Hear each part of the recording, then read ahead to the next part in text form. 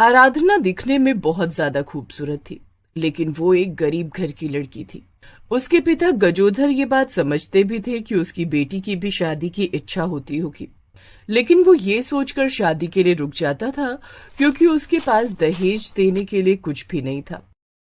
पिताजी, आज अपने गांव की महिमा की शादी है तो मैं उसके घर जा रही हूँ। उसे मेकअप कराने के लिए जाना है तो मेरे साथ ही जाएगी। बेटा, ममता तो तुझसे बहुत छोटी है, उसकी शादी इतनी जल्दी क्यों हो रही है? पिताजी, उसकी उम्र 24 साल की है और मैं 28 साल की हो चुकी हूँ, तो इसमें उसकी क्या गलती है? उसकी किस्मत मेरे जैसी थोड़ी न है। गजोधर कुछ भी नहीं बोल पाया और आराधना उसकी सहेली के घर चली गई। कुछ दिनों बाद उसी के गांव के पंडित जी, जिसने ममता की शादी कराई थी, वो एक लड़के का रिश्ता लेकर गजोधर के घर आए। अरे गजोधर जी, कम से कम अपनी बेटी के बारे में तो सोचिए। उसकी शादी की उम्र निकली जा रही है, आसपास के लोग उसे गलत नजर से देखने लगे हैं। और आराधना बिटिया का भी तो शादी का मन होता होगा। मैं आराधना बिटिया के लिए एक लड़के का रिश्ता लेकर आया हूँ। पंडित जी, आप तो जानते ही हैं कि इस दुनिया में मेरी बेटी आराधना के अलावा मेरा कोई नहीं है। भला उसकी शादी मैं क्यों नहीं कराना चाहूंगा। बड़ी मुश्किल से खेती किसानी करके मैंने अपनी बेटी को पढ़ा लिखा तो दिया, लेकिन अब मेरे पास कुछ भी नहीं बचा जिससे मैं अपनी बेटी को दहेज में कुछ दे सकूं।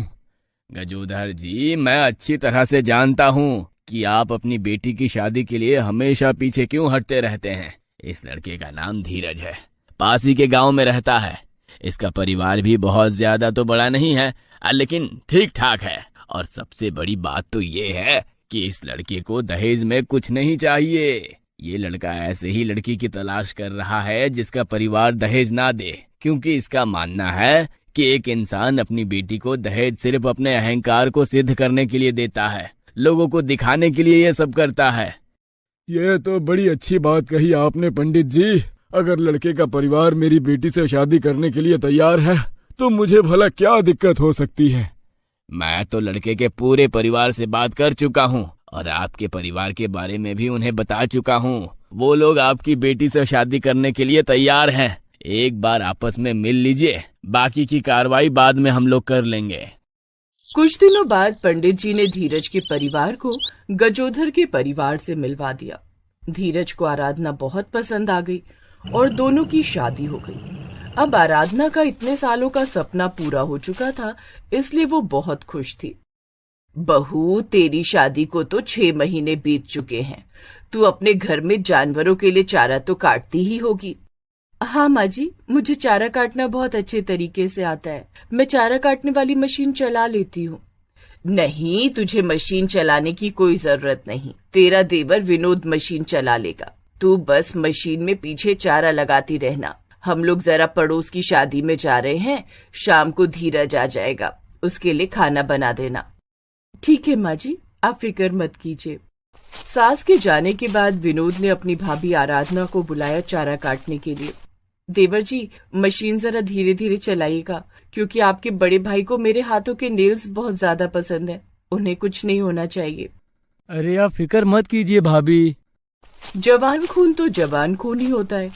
आराधना पीछे मशीन में चारा लगाती रही और विनोद धड़ाधड़ मशीन चलाता रहा। तभी अचानक उसका हाथ मशीन के अंदर फंस गया और उसके दोनों हाथों की 10 उंगलियां कट गई। विनोद जल्दी से अपनी भाभी को लेकर डॉक्टर के पास पहुंचा। डॉक्टर ने उसका इलाज कर दिया, लेकिन उसकी 10 उंगलियां कट चुकी थी।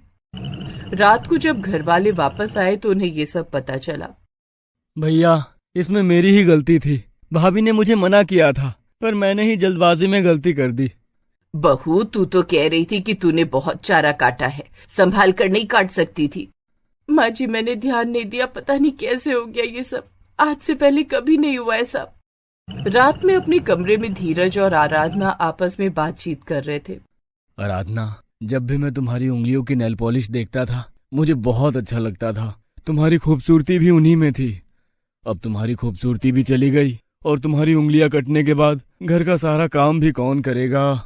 मुझे माफ कर दीजिए धीरज जी, अब होनी को कौन टाल सकता है। होनी को तो कोई नहीं टाल सकता आराधना, लेकिन एक नई होनी तो पैदा ही की जा सकती है। मतलब तुम्हें कल पता चल जाएगा आराधना। अगले दिन धीरज अपनी माँ से अकेले में अपनी दूसरी शादी के बारे में बातचीत करने लगा।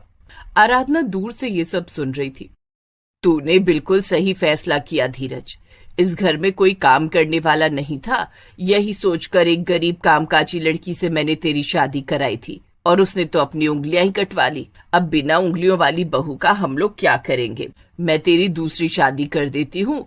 इसके बाद आराधना खुद ब खुद अपने मायके हमेशा के लिए चली जाएगी, ताकि हम पर कोई लांछन भी न लग पाए। आराधना ये सब सोचकर अकेले में रोती रही। अगर पिताजी को ये सब पता चला तो वे जीते जी मर जाएंगे। धीरज का परिवार मुझे इस घर से निकालना चाहता है, तो मैं खुद ब खुद ही यहाँ से चली जाती हूँ। सब कुछ मेरी उंगलियों के कटने की वजह से ही हुआ है। आराधना बिना किसी को बताए उस घर से चली गई। रात में धीरज और उसका परिवार उसे घर में इधर उधर ढूंढ रहा था, पर वो नहीं मिली। धीरज, तू टेंशन मत ले उसकी। ज्यादा से ज्यादा अपने बाप के पास गई होगी अपना दुखड़ा रोने। उसने सुन ली होगी तेरी दूसरी शादी वाली बात। अच्छा है तेरी शादी के पहले ही वो यहाँ से चली गई। भटकते भटकते आराधना किसी जंगल में चली गई। उस जंगल में एक मंदिर था, जिस मंदिर का नाम था जंगली शिव। वो उस जंगल में बने शिव जी के मंदिर के सामने बैठकर रोने लगी। प्रभु, अब मुझे कुछ भी समझ में नहीं आ रहा कि मैं क्या करूं। अगर मैं अपने मायके जाती हूँ तो मेरे पिताजी जीते जी मर जाएंगे, और अगर मैं अपने ससुराल जाती हूँ तो वहां जाकर भी कोई फायदा नहीं। थोड़ी देर में एक सफेद साड़ी में एक बूढ़ी औरत उसके पास आई। आप कौन है? मेरा नाम पार्वती है। मैं अच्छा खासा आराम कर रही थी कि तभी मेरे पति देव ने मुझे तुम्हारे पास भेज दिया तुम्हारी मदद करने के लिए। जल्दी से अपने दोनों हाथों को मेरे हाथों में रख दो। आराधना को कुछ भी समझ में नहीं आया, लेकिन उसने अपने दोनों कटे हुए हाथ उस औरत के हाथों में थमा दिए। देखते ही देखते उसकी 10 उंगलियां वापस आ गई और उसके नाखून बहुत लंबे हो गए। उसके हाथों में अब साधारण नाखून नहीं थे, बल्कि एक हाथ में सोने के नाखून और दूसरे हाथ में चांदी के नाखून आ गए। ये सब कैसे हो गया माताजी? आखिर कौन है आप? आधी रात में इस जंगल में आप कहाँ से आई? मैंने तुमको पहले ही बताया कि मेरा नाम पार्वती है और मेरे पति देव ने मुझे तुम्हारी मदद करने के लिए भेजा है। अब तुम्हारे एक हाथ में सोने के नाखून है और दूसरे हाथ में चांदी के नाखून। जिस तरह सभी नाखून बढ़ते रहते हैं, वैसे तुम्हारा नाखून भी बढ़ता रहेगा। जब भी तुम अपने नाखून काटोगी, तब भी वो सोने चांदी के ही रहेंगे। वो नाखून बेचकर तुम अपनी जिंदगी बेहतर बना सकती हो। इतना कहकर वो औरत शिव जी के मंदिर के अंदर चली गई। जब आराधना ने मंदिर के अंदर जाकर देखा तो वो औरत वहां से गायब हो गई। इसका मतलब ये औरत कोई और नहीं बल्कि स्वयं माता पार्वती थी, और अपने जिन पति के बारे में बात कर रही थी वो स्वयं भोलेनाथ की बात कर रही थी। प्रभु, आपका बहुत बहुत धन्यवाद। मैंने सुना था कि भगवान जो भी करता है अच्छे के लिए करता है, और आज आपने ये साबित भी कर दिया। मेरी 10 उंगलियां कट गई, ये मेरे लिए अच्छा ही हुआ। इससे अब मेरी गरीबी भी दूर हो जाएगी। मैं अपने माता पिता और ससुराल दोनों की मदद कर पाऊंगी। ये सब करते करते सुबह के 4 बज गए। उसके नाखून अब और भी बड़े हो चुके थे। वो सीधा अपने ससुराल चली गई। उसके सोने चांदी के लंबे लंबे नाखूनों को देखकर उसका पति और उसकी सास हैरान रह गए। आराधना ने यह सारी बात अपने पति और सासू माँ को बता दी। हमें माफ कर देना बहू, हम लालच में आ गए थे। मैंने तेरे जैसी देवी बहू होने के बावजूद तेरी सौतन लाने के बारे में सोचा। इस बात का मुझे दंड मिलना चाहिए। और इस पाप का भागीदार मैं भी हूँ आराधना। अगर हो सके तो मुझे माफ कर दो। आप लोग मुझसे माफी मत मांगिए। आप लोग मुझसे बड़े हैं। आप लोगों की जगह कोई और भी होता तो वो भी यही करता जो आप लोगों ने किया। लेकिन जो भी हुआ अच्छा ही हुआ। परमात्मा की कृपा से हम लोगों की अब गरीबी खत्म हो जाएगी। अब आराधना जितनी बार भी अपने नाखून काटती थी, तुरंत ही उसके नाखून और बड़े हो जाते थे। उन सोने चांदी के नाखूनों को बेचकर उसने अपने पिता के लिए बहुत अच्छा घर बनवा दिया और अपने ससुराल का घर भी बहुत अच्छा बनवा दिया। अब वो लोग अपना जीवन खुशी खुशी बिताने लगे। वंदना एक बहुत ही कंजूस औरत होती है, जो छोटी छोटी चीजों को लेकर भी कंजूसी करती है। वंदना की कंजूसी की वजह से उसके परिवार को कई बार बहुत कुछ भुगतना पड़ता है। ऐसे ही एक दिन वंदना अपने पति के साथ बाजार से घर लौट रही थी। तभी वंदना का पति मनोज उससे कहता है, अरे वंदना, हमारे घर में एक ही बिस्तर है। अब हमारे बेटा भी बड़ा हो गया है, उसकी भी शादी की उम्र हो गई है। कल को हमारे घर में बहू आएगी तो वो भी क्या इस बिस्तर पर सोएगी? मैं तो कहता हूँ कि अब हमें एक नया लकड़ी का बेड ले लेना चाहिए ताकि उस पर बहू बेटा आराम से सो पाए, वरना अचानक से शादी हो गई तो शादी के बाद वैसे भी खर्चे होते हैं और ये एक ऊपर से बढ़ जाएगा। अभी यही सही रहेगा कि हम लोग एक बेड ले लें। 4 रुपए कमाते हो और ख्वाब इतने बड़े बड़े देखते हो। पता भी है बेड कितना महंगा आता है, और लेना ही क्यों है बेड? जब हमारे बेटे की शादी होगी तो बहू अपने साथ साथ दहेज में लाएगी नहीं क्या बेड? अभी बेड लेने की जरूरत नहीं है, और एक ही बिस्तर बहुत है। हम तीनों लोगों का परिवार एक बिस्तर में आराम से सो जाता है। पता नहीं क्यों आपको इतनी दिक्कत होती रहती है। घर में अगर 4 पैसे हैं तो चारों को बचा कर रखना चाहिए ताकि भविष्य के लिए दिक्कत ना हो। आपकी तरह नहीं 4 पैसों को उड़ाकर 4 रुपए का कर्ज कर लिया जाए। पता नहीं क्यों मेरी मत मारी गई थी जो मैं तुमसे बात करने लगा। तुम्हें तो करना वही है जो तुम्हारा मन करेगा। ठीक है भाई, मत लो बेड। कल को जब कोई दिक्कत होगी ना तब मत कहना कि हमें भी बेड ले लेना चाहिए। वैसे भी आज तक तो हम लोगों की सुनी ही नहीं है तुमने, जो अब सुनोगी। तब की तब सोच लेंगे। अभी तो हमें यही सोचना है कि हमारा जब गुजारा एक बिस्तर में हो जा रहा है तो दूसरा बिस्तर लेना ही क्यों है। और ये अपने दिमाग से ना फालतू की बातें निकाल दीजिए। पैसे उड़ाने में आप बहुत माहिर हैं, अच्छे से जानती हूँ मैं आपको। आप और आपका बेटा दोनों ही एक जैसे हैं। अगर मैं नहीं होती तो घर में 1 रुपया नहीं बचता। ये नहीं दिखाई देता है। दोनों बाप बेटे को बस मेरी कंजूसी नजर आती है। दोनों ऐसे ही बात करते करते घर पहुँच जाते हैं। कई दिन निकल जाते हैं और ऐसे ही चलता रहता है। कहने को तो वंदना को किसी चीज की कमी नहीं थी, लेकिन बिना कंजूसी किए उसका खाना नहीं पचता था। कुछ दिनों बाद वंदना का बेटा धीरज अपने साथ नेहा नाम की लड़की को लेकर घर पहुंच जाता है, और नेहा को देखकर वंदना धीरज से कहती है, ये लड़की कौन है और तू इस लड़की को हमारे घर में क्यों लेकर आया है? माँ, ये आपकी बहू है। मुझे पता है कि आप इतनी कंजूस है कि कभी मेरी नेहा से शादी हो ही नहीं पाती और ना ही आप करवाती, इसलिए मैंने नेहा से शादी कर ली है और अब आपको हम दोनों के प्यार को रजामंदी देनी पड़ेगी। लो, हो गया बेड़ा गर्क। मैंने तेरी शादी के लिए क्या क्या सपने संजोए थे। मैंने कितना कुछ सोचा था, लेकिन तूने मेरी नहीं सोची ना। और अब तू कह रहा है कि मैं तुम दोनों को आशीर्वाद दे दूं। मेरे आशीर्वाद की जरूरत ही क्या है? पहले तो नहीं सोचा मेरे आशीर्वाद के बारे में, इसीलिए अब आशीर्वाद मांग भी मत। वंदना नेहा को अपनाती नहीं है, लेकिन गुजरते वक्त के साथ साथ वो स्वीकार कर लेती है। अब उनके घर में सबसे बड़ा मसला था बिस्तर का, क्योंकि परिवार के सदस्य 4 और बिस्तर एक ही था। ऐसे ही एक रात के समय सबसे पहले नेहा बिस्तर पर सोने के लिए चली जाती है। नेहा जहाँ सोती है उस तरफ बिस्तर काफी गुदगुदा था। ये देखकर वंदना बोलती है, बहू, ये जो तूने चालाकी चली है ना कि सबसे पहले उछलकर बिस्तर के उस तरफ चली गई सोने के लिए, वो मैं अच्छे से समझ रही हूँ। उस तरफ गुदगुदा ज्यादा रहता है, इसीलिए तू वहाँ सोने गई है ना। चल उठ वहाँ से, वहाँ मैं सोती हूँ और मैं ही सोऊंगी।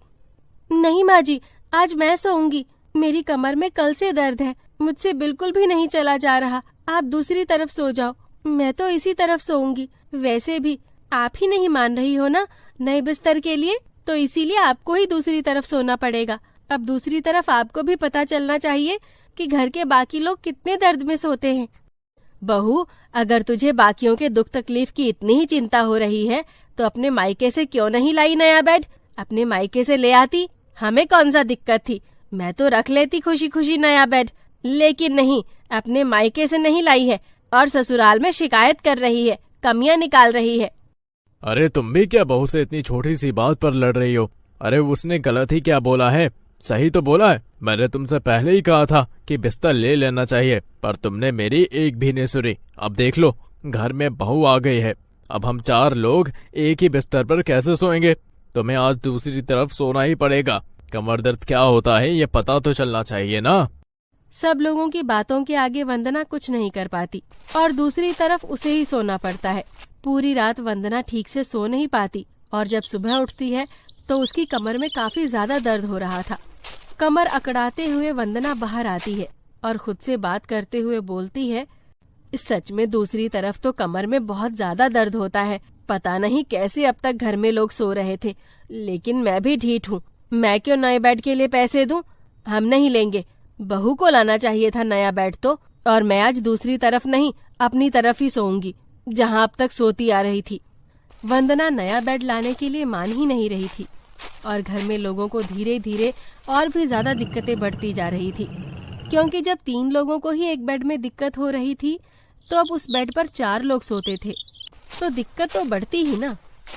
कुछ दिनों बाद रात में सब लोग सो रहे होते हैं कि तभी वंदना को उसकी बहू से लात पड़ती है और वो नीचे गिर जाती है। उसकी नींद खुल जाती है। हाय मेरी कमर! अरे बहू, तूने इतनी जोर से क्यों मारी लात मुझे? कौन सी दुश्मनी निकाल रही है?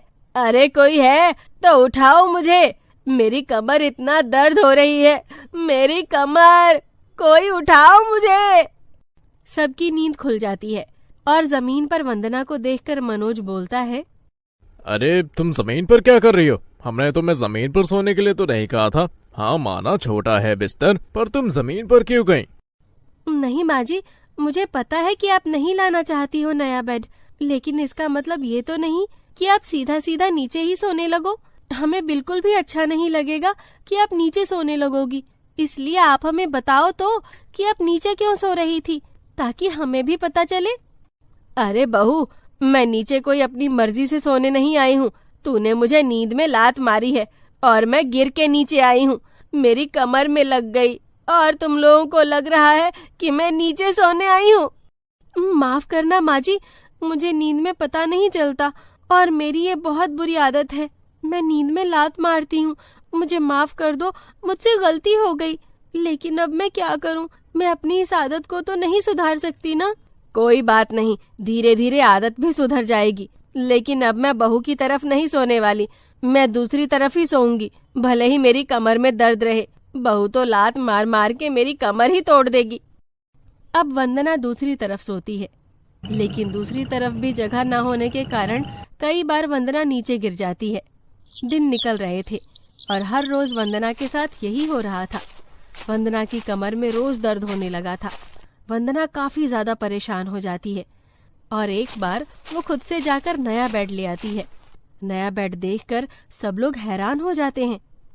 ये कैसा चमत्कार हुआ? नया बेड लेकर आई हो तुम, और वो भी खुद से? ऐसा क्या हो गया वंदना? ज्यादा कुछ नहीं हुआ, बस मेरी कमर टूटने वाली थी, इसीलिए मैंने सोचा कि अपनी कमर टूटने से पहले मैं नया बेड ले आती हूँ और तुम सब लोग अब आराम से सो सकते हो। इसी बहाने अब मेरी कमर भी बची रहेगी। जो चीज वंदना लाने को राजी नहीं थी, अब वही वंदना अपनी मर्जी से लाती है, क्योंकि अंत में उसे अपने बारे में सोचना ही पड़ता है। इस वीडियो को लाइक करें, हमारे चैनल को सब्सक्राइब करें, बेल आइकन जरूर प्रेस करें हमारी न्यू वीडियो सबसे पहले देखने के लिए।